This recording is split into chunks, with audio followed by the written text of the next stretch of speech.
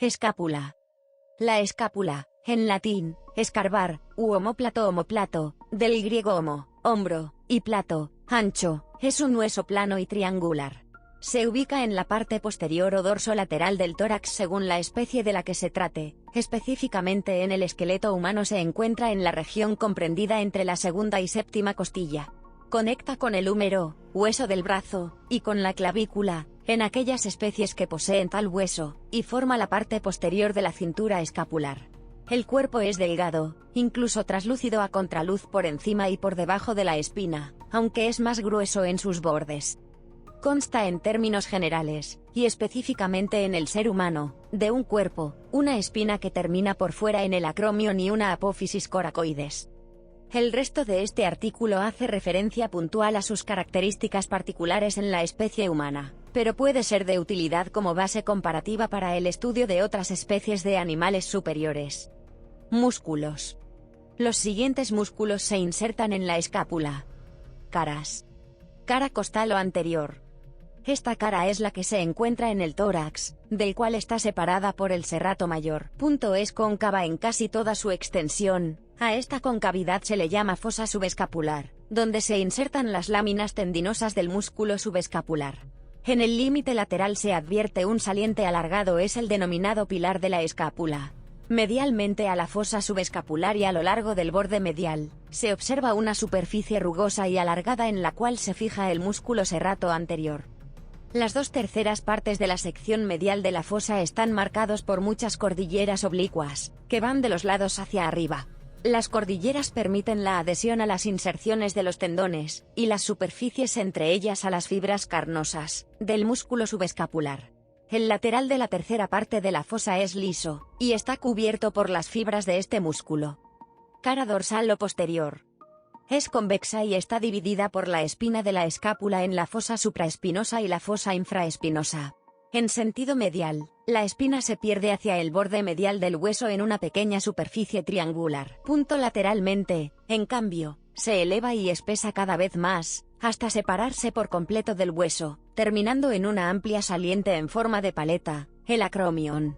El acromion presenta una cara superior con numerosos foramenes nutricios, situada directamente debajo de la piel, una cara inferior, cóncava, un borde lateral, espeso y rugoso, donde se insertan los fascículos medios del deltoides, un borde medial, más delgado, que presenta la carilla articular para la clavícula.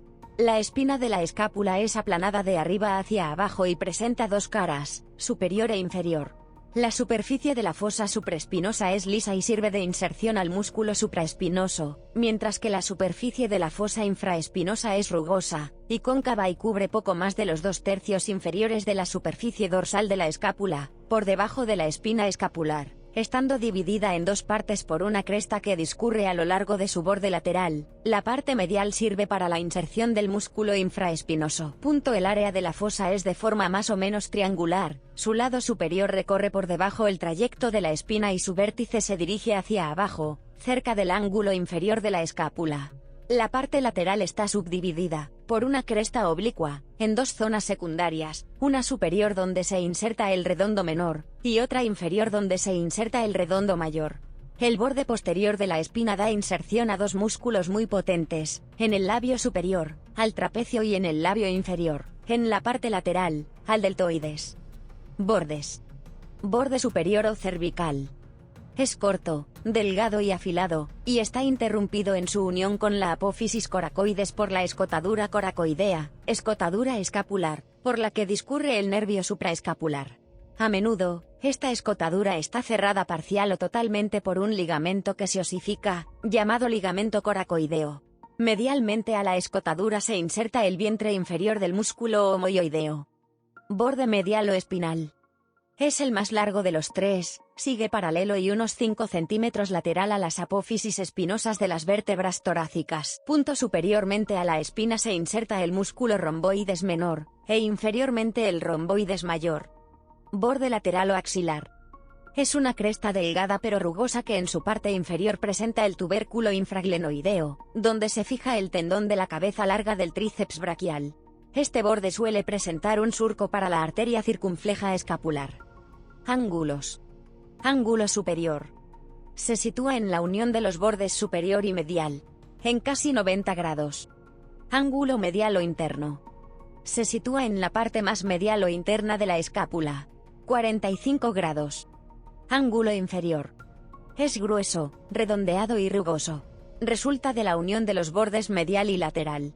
En él convergen las potentes inserciones del músculo infraespinoso, del músculo romboides mayor y del fascículo inferior del serrato anterior. En este punto se inserta a veces un fascículo del músculo dorsal ancho. Este ángulo presenta movimientos amplios cuando se abduce, aleja, el brazo, y es un punto de referencia importante al estudiar los movimientos de la escápula. Punto. Ángulo externo o lateral. Resulta de la unión de los bordes lateral y superior. Presenta dos formaciones de importancia, la cavidad glenoidea y la apófisis coracoides. Articulaciones. En otros animales. En los peces, la hoja escapular es una estructura unida a la superficie superior de la articulación de la aleta pectoral, y se acompaña de una placa coracoides similar sobre la superficie inferior. Aunque robusto en el pescado cartilaginoso, ambas placas son generalmente pequeños en la mayoría de otros peces, y pueden estar parcialmente cartilaginoso, o consistir múltiples elementos óseos. En los primeros tetrápodos, estas dos estructuras, respectivamente, se convirtieron en la escápula y un hueso denominado el procoracoides, comúnmente llamado simplemente el coracoides, pero no homóloga con la estructura de mamífero de ese nombre. En los anfibios y reptiles, aves incluidas, estos dos huesos son distintos, pero juntos forman una estructura única que lleva muchas de las inserciones musculares de la extremidad anterior. En estos animales, la escápula suele ser un plato relativamente simple, carente de las proyecciones y la columna vertebral que posee en los mamíferos. Sin embargo, la estructura detallada de estos huesos varía considerablemente en grupos de vida. Por ejemplo, en ranas, los huesos procoracoides pueden ser arriostrados entre sí en parte inferior del animal para absorber el choque de aterrizaje, mientras que en las tortugas, la estructura combinada constituye una forma de, y con el fin de permitir la escápula para retener una conexión a la clavícula, que es parte de la cáscara. En las aves, los procoracoides ayudan a prepararse el ala contra la parte superior del esternón. En los terápsidos fósiles, un tercer hueso, el verdadero coracoides, formó justo detrás del procoracoides. La estructura de tres huesos resultante todavía se ve en los monotremas modernos, pero en todos los demás mamíferos vivos, el procoracoides ha desaparecido, y el hueso coracoides ha fusionado con la escápula, para convertirse en la apófisis coracoides. Estos cambios están asociados a la marcha en posición vertical de los mamíferos. En comparación con la disposición del miembro más extenso de reptiles y anfibios, los músculos anteriormente unidos al procoracoides ya no son necesarios. La musculatura alterada también es responsable de la alteración en la forma del resto de la escápula. El margen delantero del hueso original se convirtió en la columna vertebral y acromion, de la cual el estante principal de la lámina del hombro surge como una nueva estructura. En dinosaurios. En dinosaurios los principales huesos de la cintura pectoral eran la escápula, omóplato, y el coracoides, ambos de los cuales articula directamente con la clavícula. La clavícula estaba presente en los dinosaurios saurisquios pero en gran medida ausente en dinosaurios ornitisquios. El lugar en la escápula donde se articula con el húmero, hueso superior de la extremidad anterior, es el hueso llamado glenoideo.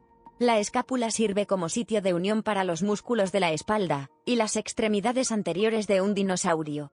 Galería véase también enlaces externos. Referencias. Galería véase también enlaces